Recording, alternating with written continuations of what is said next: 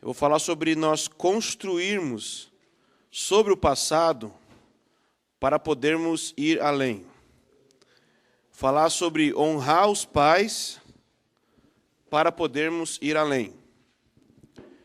Efésios 6, versículo 2 diz para nós honrarmos aos pais para que nós tenhamos vida longa, para que se prolongue os nossos dias na terra, que é o primeiro mandamento com promessa, citando os mandamentos dos 10 mandamentos, ok? Então, é uma ordem de Deus que nós devemos honrar os pais. E nesse contexto de ir além, também nós precisamos entender onde se encaixa esse elemento de honra. Ok? Todos estão aqui? Mas antes de falar diretamente sobre isso, eu preciso deixar um pouco mais claro o que nós estamos falando sobre ir além, o que significa. Porque essa palavra surgiu como uma espécie de antídoto para mim mesmo. Na verdade, são coisas que Deus falou comigo a respeito de erros que eu estava cometendo, e começou a falar com outros amigos meus também. Então, assim, ela serve só para quem está tentando ir além. Porque é uma espécie de baliza para te ajudar a não cair em erros enquanto você está indo além. Mas se você não compreendeu bem o que é ir além, talvez você nunca vai cair nesse erro e essa pregação, essa palavra fica sem sentido para você. Então, por isso que eu vou dar essa introduçãozinha. Primeira coisa, falando sobre as 3 testemunhas. As 3 testemunhas se encontram em 1 João, capítulo 5, versículo 8, Espírito, água e sangue. São as 3 testemunhas. Essas 3 testemunhas, a Bíblia diz que elas concordam entre si, que o testemunho é que Deus nos deu a vida eterna e essa vida está no seu Filho. Cada uma dessas testemunhas, ela está na Bíblia, em vários lugares importantes. Se você olhar no tabernáculo, sempre você vai ter o elemento da água, que representa a palavra, porque Efésios 5, 26 mostra que a igreja é santificada pelo lavar da água pela palavra. A água representa a palavra. Ok? Se você vê então no tabernáculo, tem palavra, tem espírito e tem sangue. Tem esses 3 elementos no tabernáculo. Ok? Na vida de Jesus, Jesus veio pela água, Jesus nasceu, Jesus foi batizado na água, Jesus foi batizado no sangue, Jesus batizado no Espírito e batizado no sangue quando ele morreu na cruz. Quando nós nos convertemos, nós somos batizados na água, batizados no Espírito, para futuramente também viver o que é o sangue, que eu já vou falar o que é. Então, essas 3 testemunhas sempre estão presentes na nossa vida. E quando nós estamos falando sobre ir além, nós estamos querendo falar sobre entrar na questão da 3ª testemunha. Ok? Quando nós vemos a igreja em Atos, por exemplo, Atos 2:42 diz que eles perseveravam. E as questões às quais eles perseveravam têm a ver com as 3 testemunhas. Eles perseveravam na doutrina dos apóstolos, que tem a ver com a água da palavra. Eles perseveravam nas orações, que tem a ver com o mover do Espírito Santo, porque nós oramos apenas baseado pelo Espírito Santo. Nossa oração sem o Espírito não vale de nada. Mas diz também que eles perseveravam na comunhão e no partir do pão. E a comunhão e o partir do pão é que tem a ver com essa testemunha do sangue. Tem muito a ver com aquilo que o Romildo falou ontem da reunião que Jesus instituiu. É a questão do sangue. Então, o sangue fala de algumas coisas. Primeiro, sangue fala da vida. A vida está no sangue. Então, quando Jesus derramou o seu sangue, significa que ele estava dando a sua vida. E quando nós participamos da ceia, 2 coisas estão acontecendo ali, uma celebração de 2 realidades. A primeira, a celebração de que Cristo deu sua vida por nós. Então, nós tomamos esse cálice nessa base. Cristo deu sua vida por nós. Mas a ceia também fala de nós darmos nossa vida pelos irmãos.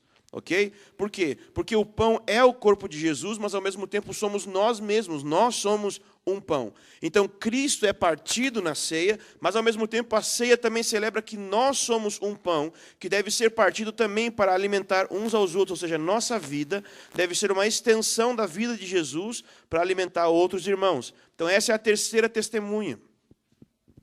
E ir além significa restaurar isso. Por quê? Porque na história da igreja, As duas primeiras testemunhas, a água e o Espírito, foram restaurados, e essa terceira testemunha não foi restaurada ainda. Pelo menos não como a testemunha da água. Você vê que a testemunha da água, a palavra, foi divulgada em muitos lugares por meio da Reforma Protestante, não da mesma forma que nós vemos a comunhão. Não foi restaurada da mesma forma. Então, imagina assim que a igreja fosse um programa de computador. Tá? Então, a igreja de Atos seria o programa 1.0. Ok? É o inicial ali. 1.0.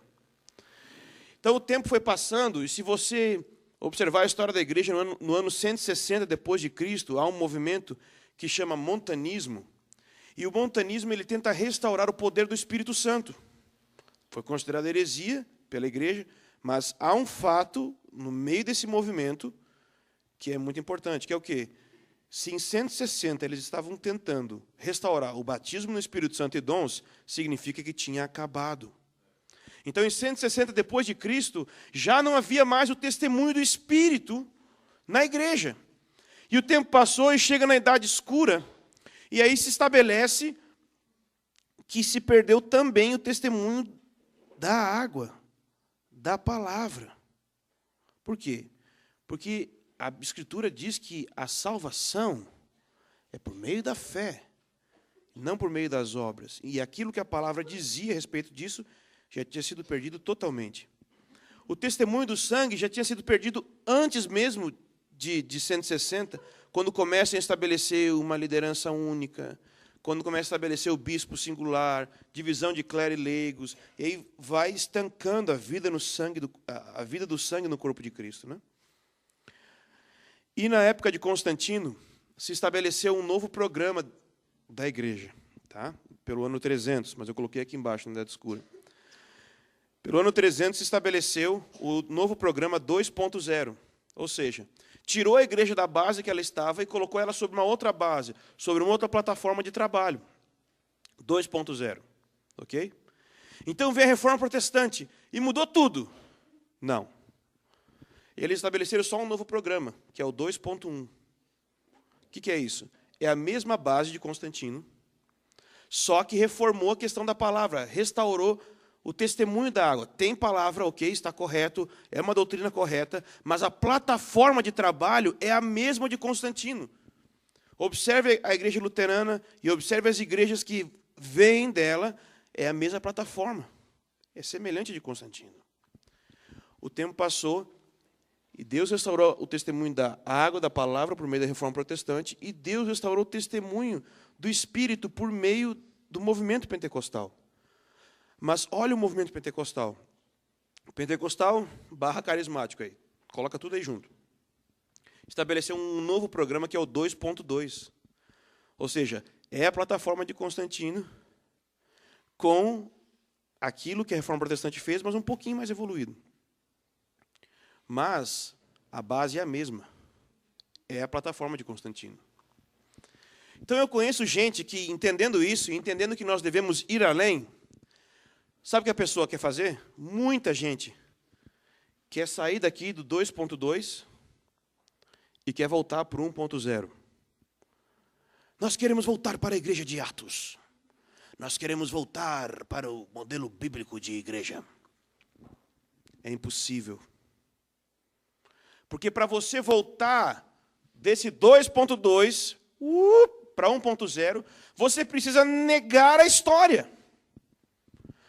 Tem muita gente que diz, não, aqui a gente não é protestante nem pentecostal, não, a gente aqui quer ser como a igreja de Atos. Mas é impossível, porque há um passado.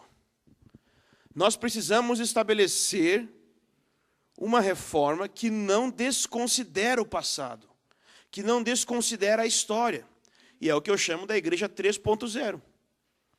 Ela sai da plataforma de Constantino, entra numa outra estrutura que não é a igreja de Atos. Eu não creio que Deus quer nos levar de volta para a igreja de Atos. Eu creio que Deus quer nos levar além para a igreja de Apocalipse. Amém? Não é a igreja do início, é a igreja do fim, é a igreja que recebe Jesus na segunda vinda. É a igreja 3.0. Ou seja, ela usa os princípios, isso é a igreja 3.0, ela usa os princípios de Atos 1.0, sem negar a história e a contribuição da reforma, movimento 2.0, 1 e 2, e estabelece uma nova realidade. Ou seja, em Lutero restaurou a água da palavra. Muito bom. Com o movimento carismático, restaurou o testemunho do Espírito. Mas não se restaurou esse terceiro ainda, do sangue, da verdadeira comunhão, de dar a vida uns pelos outros. E o que vai acontecer? Deixa eu explicar. A Bíblia diz que esses três testemunhos é como se fossem três vozes. Imagina assim. Um dá um testemunho, outro dá o testemunho e outro dá o testemunho. Imagina três vozes cantando a mesma canção, mas, né, não tem aquele negócio de primeira, segunda e terceira voz, não sei se tem terceira, mas um negócio assim. É mesma, soprano, toda mesma música, mas vozes diferentes. A água, o Espírito e o sangue falam sobre a mesma coisa, mas em uma tonalidade diferente. E o que é que nós desejamos? Nós desejamos que esses três comecem a cantar juntos. Porque existem igrejas só da água, só da palavra. O negócio é pregação. Você vai lá, você tem palavra. Outras igrejas é só do Espírito. Você vai lá e tem... E outras, hoje em dia, principalmente o movimento de igreja nas casas, quer ter o mover do sangue, comunhão, andar junto. Mas é uma chatice, porque não tem palavra nem Espírito. É muito chato. Só tomar chá e sentar na mesa e ficar conversando da sua vida. É chato pra caramba. Digo eu que fiz muito isso já, tá? Não estou falando de fora. Então, várias pessoas tentam estabelecer movimentos baseados em só uma dessas testemunhas isoladamente. E o plano de Deus é unir esses três. Por quê? Porque quando esses três forem unidos, em uníssono, o som que vai sair é a palavra que nós estamos desejando encontrar. Pega a apostila Restauração da Palavra. Nós falamos muito aqui sobre restauração da palavra. O que é a palavra que nós queremos que seja restaurada? Não é a Bíblia está aqui. Mas João 5:39 fala que as Escrituras dão testemunho dele. Nós queremos a restauração da realidade dele, a qual a Escritura dá testemunho. Como que isso vai acontecer? Quando as três testemunhas estiverem juntas, proclamando em uma só voz, uma única palavra. E essa palavra que vai resultar das três testemunhas falando junto, vai levantar a igreja gloriosa para receber Jesus de volta. A igreja vai ser transformada por meio da palavra. Mas a palavra que vai transformar a igreja é resultado das três testemunhas atuando juntas. Ok? Consegui explicar? Deu? Ok. Então, como que a gente faz? Como que nós podemos fazer para ir além? Quero fazer uma parábola em cima de uma passagem na Bíblia. Abre lá, João capítulo 2.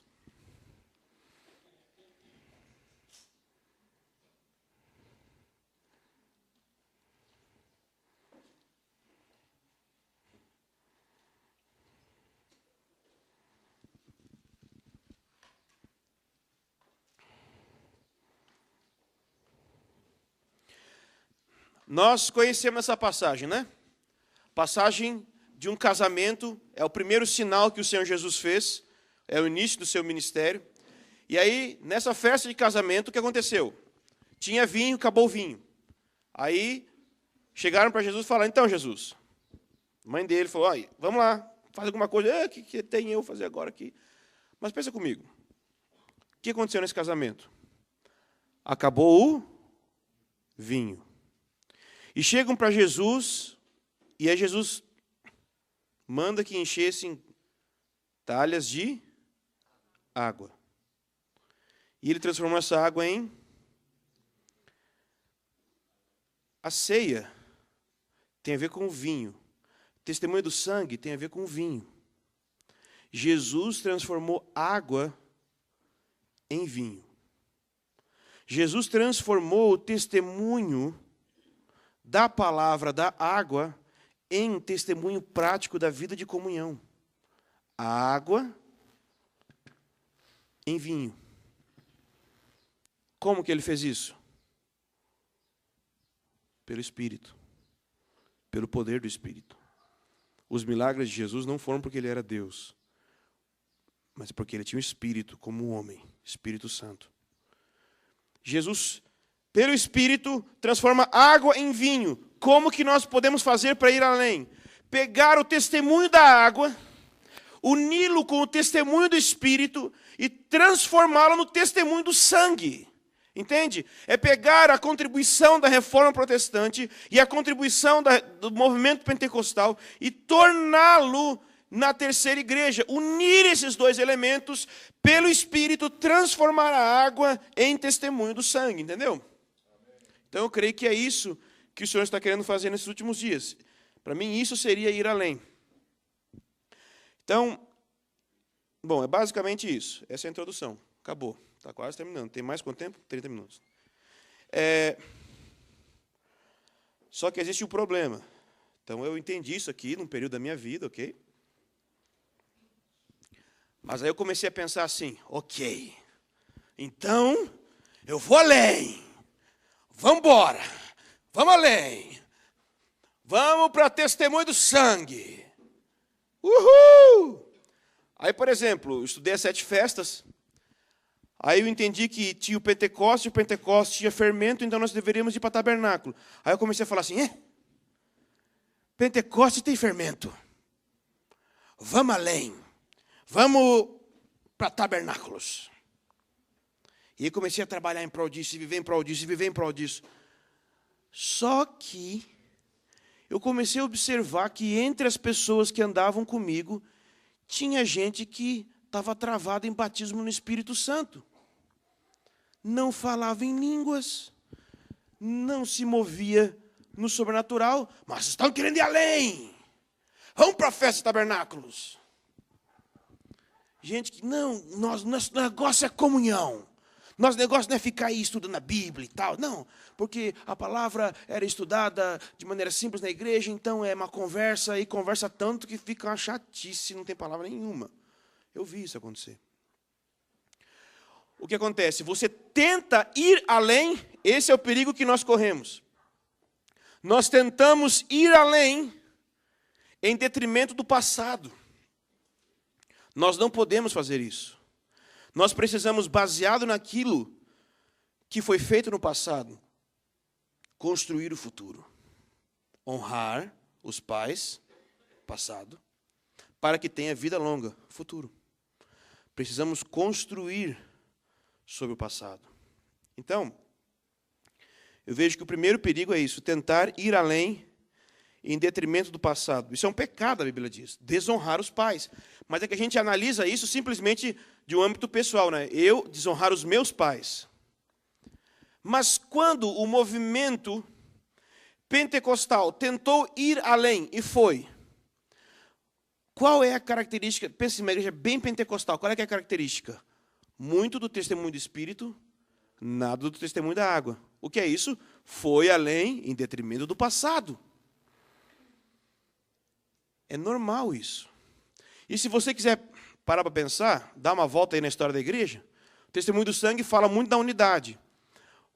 A Reforma Protestante, que tentou restaurar o testemunho da água, da palavra, quebrou a unidade. E a partir da Reforma Protestante, vem muitas divisões. E aí você diz, porque dividiu da Igreja Católica. Não, meu irmão. Já tinha dividido há muito tempo. Quando a igreja dividiu de Israel, já começou a divisão. A chave para a unidade é Israel, não é outra coisa. Porque em Israel tem o testemunho da unidade. Só que tem gente que descobriu, vamos além, restaurar o testemunho de Israel. Né? Uma das estratégias, ir além em Israel. Aí o que o sujeito faz? Ele bota o kippá. E ele começa a falar assim, eu fui no lugar que fizeram isso. Abaixo Lutero! Lutero era antissemita! Ok, ele errou mesmo, em várias coisas. Mas começa a questionar fundamentos. Não, nós queremos ir além. O negócio é voltar para Jerusalém, é abraçar o messianismo. Aí, ok, deixa para trás fundamentos da Reforma Protestante. Trindade, que foram os concílios da igreja. A Bíblia como palavra de Deus. Entendeu? Começa a cair em vários erros. Uhul! Yeshua! Yeshua! Nossa! Virou moda agora. Não, não é mais Jesus, é Yeshua. Ui! Que grande transformação que você fez, mudar, de parar de falar Jesus, falar Yeshua. Yeshua! Yeshua! É mesmo? Aí eu fui ver a igreja do movimento messiânico. Eu fui lá. Uma igreja evangélica. Tem um púlpito igual, coisa igual. Não foi além, porque daí entra o outro erro. Você pensar que está indo além, fazendo o mesmo. Entende? Tem gente que pensa, uau, estamos indo além. Você olha bem para o que ele está fazendo o mesmo que todo mundo já fez, ele não está indo além. Mas por que ele está fazendo o mesmo? Porque ele desconsidera o que veio antes dele. Ele não honra os pais. Ele não analisa a história da igreja. Porque ele não analisa a história da igreja, ele faz o mesmo de novo, achando que está fazendo algo novo. Não é o novo, é só o novamente. Novamente, tudo de novo. Esse cara está doido. E eu vejo isso acontecendo muito. Então, nós temos esse perigo. Perigo de tentar ir além, repetindo o passado. Tentar ir além em rebeldia com o passado. Também tem isso.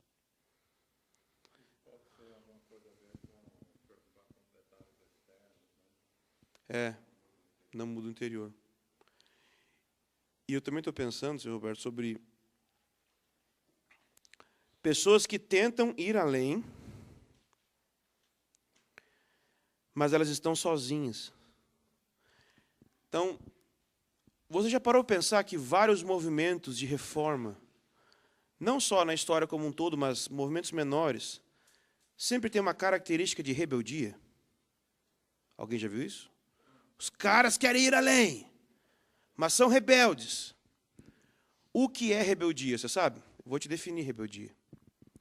Rebeldia é um órfão tentando ir além. Por quê? Porque o órfão, ele entende assim, não tem ninguém para me ajudar a ir além. Eu estou sozinho nesse mundo. As igrejas antes de mim, os movimentos antes de mim, as pessoas antes de mim, ninguém vai me apoiar. Eu não posso receber nada da igreja protestante, eu não posso receber nada da igreja pentecostal, e no nível mínimo, eu como indivíduo, não posso receber algo de outros antes de mim. Eu sou sozinho, eu não tenho pai. Mas eu tenho que ir além. Quando ele vai além em rebeldia.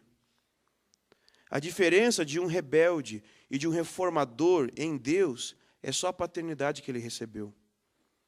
Os dois têm o mesmo anseio, ir além. Mas quando você vai além, isolado do passado, você vai em rebeldia. Quando você quer ir além em paternidade, você consegue gerar reforma. Entendeu? Então o sujeito não tem pai. E qual é a causa então da rebeldia? Orfandade. Não há ninguém para me ajudar e eu tenho que fazer tudo sozinho. Já parou para pensar nisso? Já viu alguém fazendo isso? Sujeito que pensa assim, vamos lá. Já que ninguém inventou a roda, vamos inventar agora. Um monte de movimento de reforma assim. Questionando coisas que não são para ser questionadas. Deus já restaurou algumas coisas na igreja. Não é inventar a roda, é usar a roda para andar. Entende? Não é, eu não aguento, eu ouço muita gente que quer ser revolucionária, e ele chega e diz assim, porque nós não somos isso daí, da religião. Nós somos uma outra coisa. E falam como se tudo que veio antes dele era bandido e a partir dele é mocinho. Sabe? E ele caiu de paraquedas na história. Sabe? Já viu caras que pregam e você pensa, uau, esse cara, como a gente diz lá, é puro sangue. Ele nem nasceu na Babilônia, ele nasceu já em Jerusalém. O cara é puro sangue, ele nunca participou de uma igreja denominacional. Nunca. É mesmo? Nunca.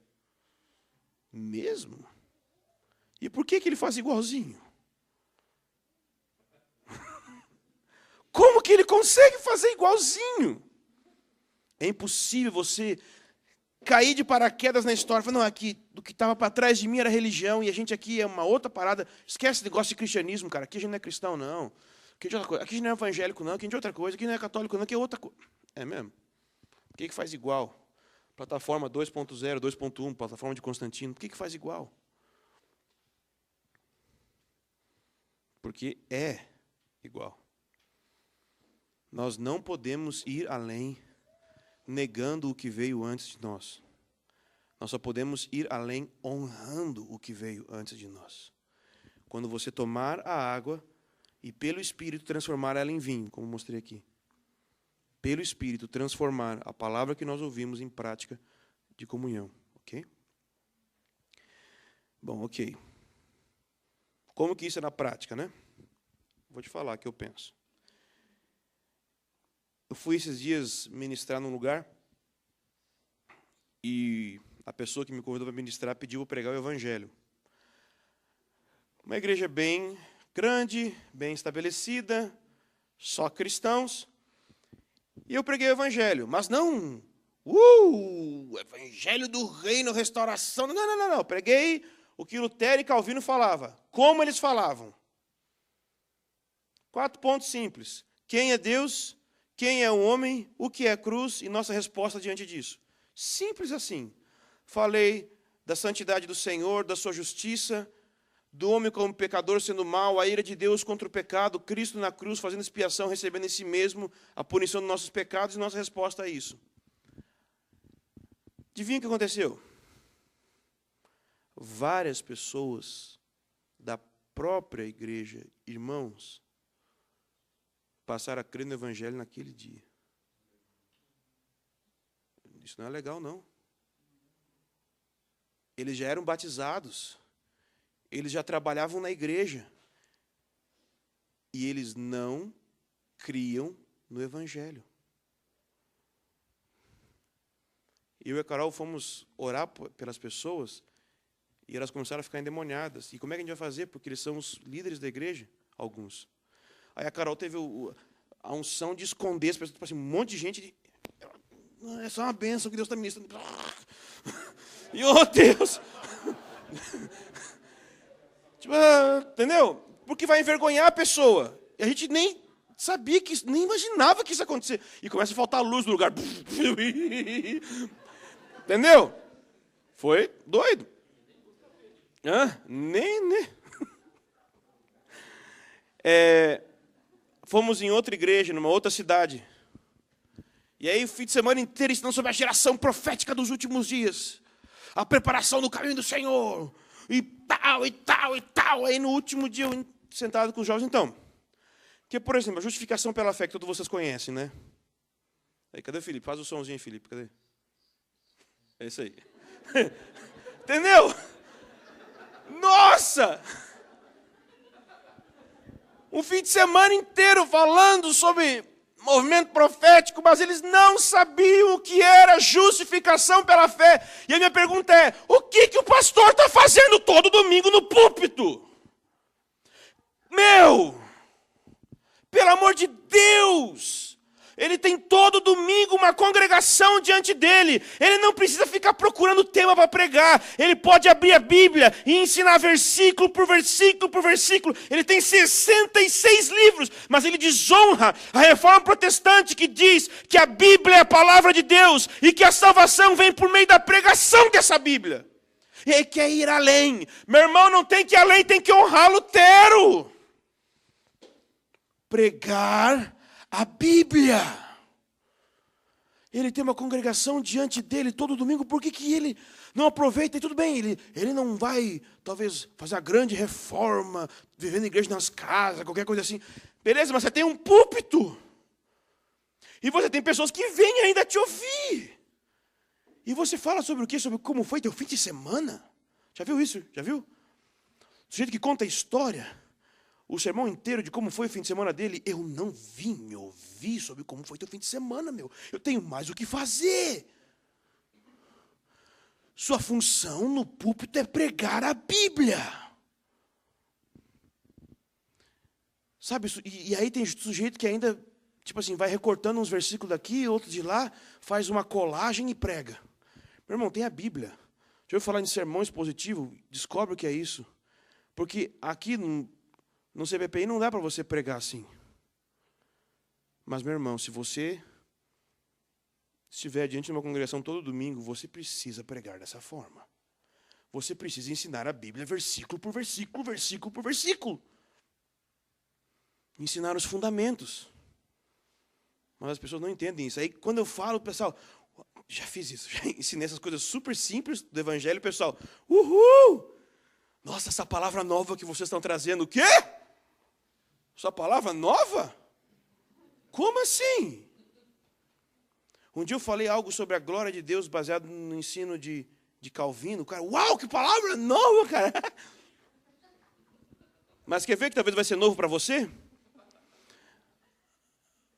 Você já não ouviu alguém dizer assim, Jesus veio morrer na cruz para mostrar o quanto que você é especial. Quem já ouviu isso? Alguém já ouviu? Ok? Beleza. Jesus veio morrer na cruz para mostrar o quanto que você é especial. Vamos pensar. Não estou nem pensando, é só um intervalo, você já reformou sua mente. Né? Você só falou a frase em voz alta. Que droga! É isso aí, cara. Pensa comigo. Jesus não veio morrer na cruz para mostrar o quanto que você é especial. Algumas pessoas dizem assim, não, ele não veio morrer por sapos. Ele veio morrer por seres humanos. Sim, porque você é tão mal, porque sapo não precisa que ele venha morrer. Você é tão mal, mas tão mal, que precisou Deus se fazer homem e ser crucificado, porque somente isso ia limpar o seu pecado. De tão mal que você é. E isso não é uma palavra nova. Isso é repetir João Calvino. Entendeu? É muito simples. Jesus não veio morrer na cruz para mostrar o quanto que você é especial. Jesus veio morrer na cruz para mostrar o quanto que Deus é especial. E a sua santidade tem que ser honrada com ele morrendo na cruz. Jesus não veio morrer na cruz para te tornar uma pessoa egocêntrica, para destruir o seu ego. Mas como que faz isso? Ensinando como os reformadores ensinaram. Estou querendo ir além. Meu irmão, lê Jonathan Edwards que você vai além. Está entendendo? A gente não vai além se esquecer o que aconteceu no passado. Vamos pensar, o que mais? Bíblia como palavra de Deus. Simples assim. Mas eu já fui de um movimento que começou assim, não, irmão, aqui. O negócio é nós encontrarmos Jesus. Aqui, só palavras. Mas a questão é uma experiência interior. É verdade. Mas você entende que se o que determina e define a nossa vida não são frases e sentenças logicamente escritas em um livro, cada um vive como quer. E quando você se posiciona em um lugar e diz assim, eu creio assim, e eu entendo que isso é o certo, baseado na Bíblia, as pessoas vão dizer, isso é falta de humildade? Porque humilde é você dizer que não sabe. Não, isso é mentira. Porque quando você diz que não sabe, logo você pode viver de qualquer jeito, já que você não sabe como deve viver. Isso não é falta de humildade, isso é porta aberta para você viver do jeito que você quer. A Bíblia diz claramente como deve ser a vida de um homem. E nós devemos entender que a Escritura tem o mesmo peso de autoridade se Deus estivesse do Sinai bradando para nós os 10 mandamentos. É a mesma coisa. Nós não podemos relaxar. Não, mas é que tem muitas interpretações. Eu sei. E o cara vai dando volta, e vive do mesmo jeito, porque eu vivi isso. Eu não estou dizendo como quem não... Tudo que eu estou falando são coisas que Deus falou para mim que eu estava errando. Tá? Essas coisas que eu estou bradando com você, Deus bradou comigo primeiro. Não adianta querer ir além desonrando a doutrina da Escritura, da Bíblia, como palavra de Deus, suficiente, inerrante, clara. Se você relativizar a Escritura, você perdeu tudo. E tem gente que sabe o que faz. Usa a Bíblia para dizer que a gente não tem que usar a Bíblia. Já viu alguém fazer isso? C.S. Lewis chama isso de cortar o galho que você está sentado em cima. É a mesma coisa de eu começar a chegar e falar assim, então, irmãos, porque eu não creio em pregação, viu? Esse negócio de ficar um cara na frente falando e todo mundo escutando, eu não creio nisso, não. Por que você está aqui, então, fazendo exatamente o que você está dizendo que você não crê? Para de fazer! Não é que eu não creio que nós devemos usar a voz para falar. E por que você está usando a voz para falar, para dizer que não pode usar a voz para falar? Entendeu? O sujeito faz isso. Tem gente que quer fazer revolução. Não, que nós vamos fazer uma coisa nova. Mas ele só quer fazer uma coisa nova porque a Igreja Católica e Evangélica fizeram algo antigo antes dele. E ele só está ali porque existiram os evangélicos e católicos antes dele que fizeram algo que trouxe ele até ali. Já parou para pensar? Se minha mãe tivesse com câncer, eu acordasse de manhã e pensasse, que coisa! Minha mãe está com câncer! Misericórdia! Sai daqui, mãe! Eu quero viver algo novo. Tem gente que faz isso com a Igreja Católica e Evangélica. Minha mãe, porque Deus é meu pai, mas quem que é tua mãe, cara? Quem é que te gerou? Quem foi o ventre pelo meio do qual você recebeu a palavra? Foi a igreja, ainda que ela esteja no formato institucional, foi ela. Tem gente que trata a doença da igreja de uma maneira tão cruel que não entende que você veio de lá. Você não deve querer repetir os erros do passado, mas você não deve chutar o ambiente que te gerou. E muito menos negar ele. Isso é adolescência. Sabe, o adolescente é aquele que quer romper com os pais. Abandonar. Mas o homem maduro, ele não só construiu uma vida, como ele tem base para retornar aos seus próprios pais, ajudar. Já viu quando o homem cresce e fica maduro, e os pais envelhecem e ele começa a ajudar os pais? Deus quer nos fazer pessoas maduras. Não adolescente que fica querendo ter birra com a igreja, mas uma pessoa que se forma, vive o que tem que viver e ainda ajuda os pais. Não estou dizendo para você ficar a vida inteira na casa dos seus pais. Você acha que é maturidade ficar a vida inteira morando com os pais? Também não é maturidade você ficar a vida inteira vivendo o que a igreja evangélica e católica viveu. Eu não acho, tá? Já que todo mundo pode ter uma contribuição, né? Eu não acho que tem que ficar na igreja. E tem os que acham que deve. Beleza. Diversidade, eu não acho. Então, eu acho que você deve ouvir Deus. E o que Ele direcionar você para fazer, você deve fazer. Se o Senhor te direcionou você permanecer em uma igreja institucional, faça isso, porque o Senhor está te direcionando. Mas se o Senhor não disse isso, e você fica lá, dizendo, porque Deus não mandou sair, né? Mas você está lá dentro, fomentando rebelião contra as pessoas que estão lá, né? Você é um bom no demônio. Pelo amor de Deus, está contra todo mundo. Botando bomba no trabalho dos outros ali, bum, vai implodir por dentro. Essa era a minha estratégia antigamente. Mas eu não creio que isso é mais certo, não. Eu dizia assim, um amigo meu que está presente aqui, não, eu tenho chamado para ficar de fora, tacando pedra na Babilônia, e você fica de dentro implodindo. Ele está aqui. Então, é Al-Qaeda espiritual. Pelo amor de Deus, cara, isso é muito burro. Isso é muito... E é impiedade, é falta de amor. Eu não quero implodir nada, não. Eu quero andar com Jesus, tá beleza? Vamos fazer isso.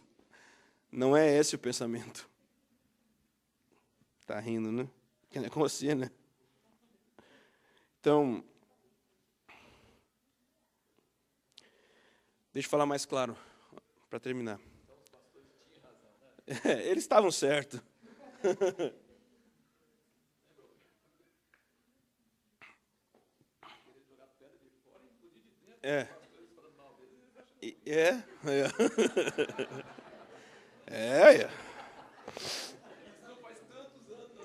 Faz pouco tempo. Vou ter sendo ordenado a padre, vou deixar a mulher. Vou voltar para...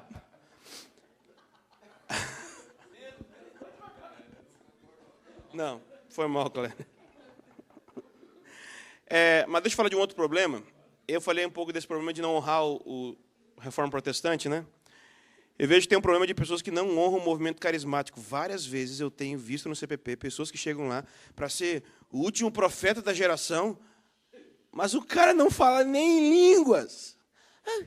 Eu não consigo falar. Por quê? Não, porque eu quero ir além. Esse negócio de falar em língua. Meu irmão, o cara nem foi batizado no Espírito Santo. E está querendo ir além no movimento. Meu irmão, se você não viveu o que Deus tem no movimento carismático, não adianta você querer pular para o próximo. Não tem como atalhar, pular da festa da Páscoa direto para a festa do tabernáculo. Você tem que passar pela festa de Pentecostes. Existem muitas coisas liberadas do mover do Espírito Santo hoje. Se você quiser, eu te mostro um videozinho qualquer hora dessa. De uns irmãozinhos na igreja orando. Senhor Jesus, mostra o que o Senhor quer para nós. Aí o Espírito Santo fala com eles. Rua tal, número tal. E eles juntam assim as palavras proféticas. E vão até uma espécie de, tipo MPM, esses postos de gasolina assim. Acho que é na Califórnia. E aí eles chegam lá e está o lugar exatamente como eles viram na visão. E está a menina que eles viram na visão. Eles vão lá e profetizam sobre a menina e ela é ganha para Jesus. E tem os caras filmando, eles orando e indo. Mas tem gente que está na igreja, como que a gente vai ganhar as almas para Jesus? Honra o movimento carismático. Seja cheio do Espírito. Trabalhe com os dons do Espírito. Ensine a pessoa a profetizar. Tem gente que está querendo ir tão além que esquece o que está antes dele. Eu não consigo entender uma pessoa participando de um trabalho de restauração e não ser batizado no Espírito Santo. Não, meu irmão, você tem que ter isso na sua... Tem que participar dessa experiência. Parece meio bobo, parece que eu me sinto em 1950, tipo, né? Mas é o que eu estou vendo isso acontecendo. Direto. Vamos revolucionar! Mas na hora de orar... Que revolução é essa, cara? Caraca! Nossa, não vai acontecer nada.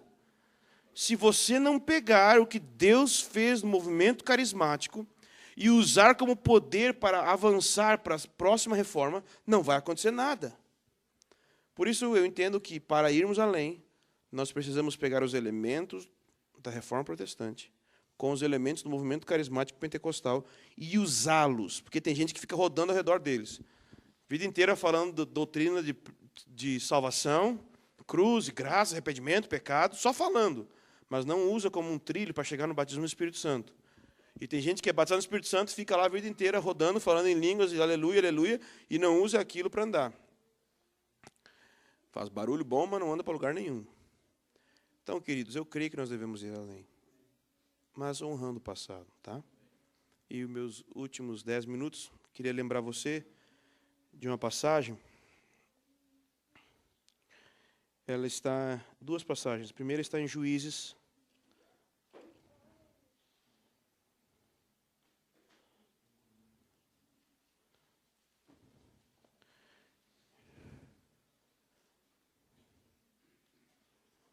Juízes, capítulo 2, versículo 10. 2, 10.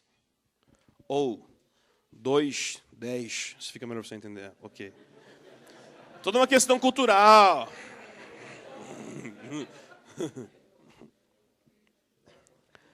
Juízes 2, 10. Juízes 2, 10. Firme. Hã? Não consigo, não. Não consigo, não. Juízes 2, 10.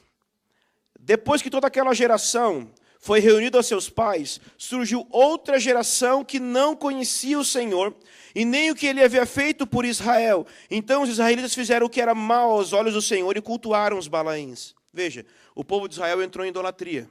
Entrou em idolatria porque não conhecia o Senhor. Mas por que eles não conheciam o Senhor? Porque eles não conheciam o que ele havia feito por Israel.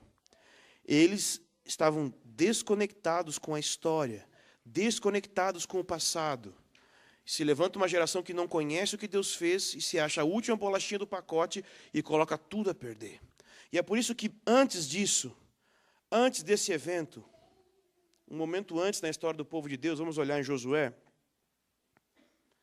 Deus fala algo interessantíssimo para Josué.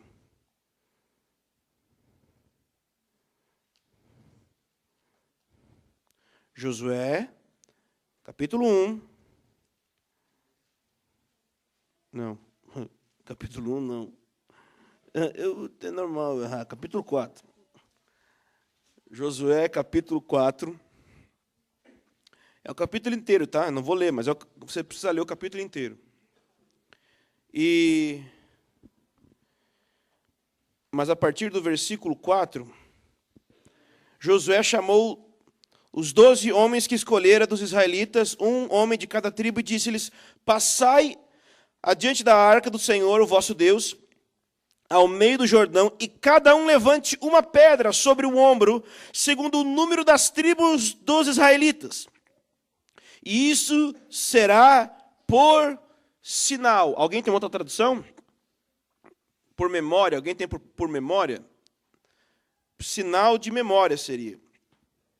Isso será por sinal entre vós, quando os vossos filhos no futuro perguntarem: que significam estas pedras?